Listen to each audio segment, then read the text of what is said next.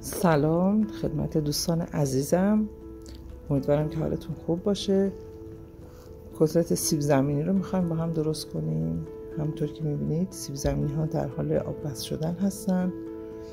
بعد از اینکه سیب زمینی ها کامل پختن و بعد از پوستگیریشون اونا رو رنده میزنیم.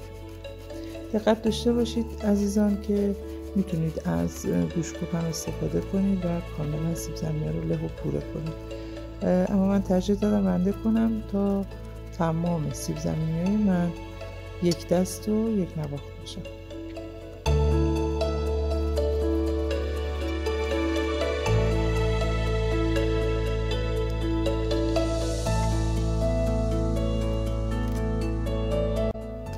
حالا نوبت اضافه کردن تخم مرغ هست که من از 3 عدد تخم مرغ برای این میزان از سیب زمینی استفاده کردم و تخم مرغ ها رو میشکنم داخل مواد و بعد از اضافه کردن تخم مرغ ها نوبت میرسه به ادویجات.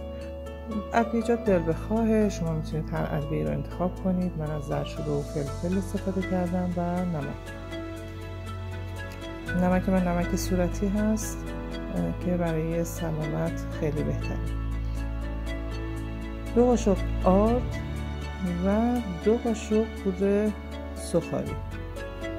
پودر سوخاری من با طعم باربیکیو بود که مزه دودی رو به مواد میداد و بعدش هم از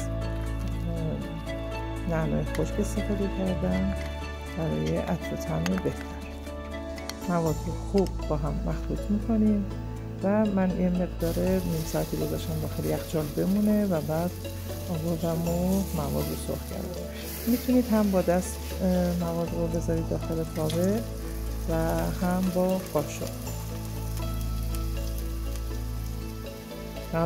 که میذارید بعدش قشنگ فرم بدید و به شکل بدید که مرتب و منظم بشه.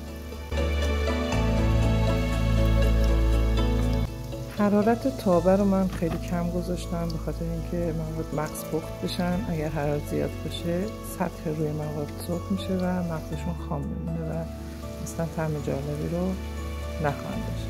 برمیگردونم اون سمت دیگه شما سرخ بشه و کتلت زیبا خوشمزه و خوشرنگ آب ما آماده است.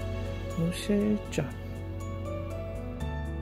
دوستان عزیز، ممنون میشم از کانال من حمایت کنید، کانال رو سابسکرایب کنید و زنگ کوله رو فشار بدید و نظرتون رو در مورد غذایی که من براتون گذاشتم حتما بنویسید.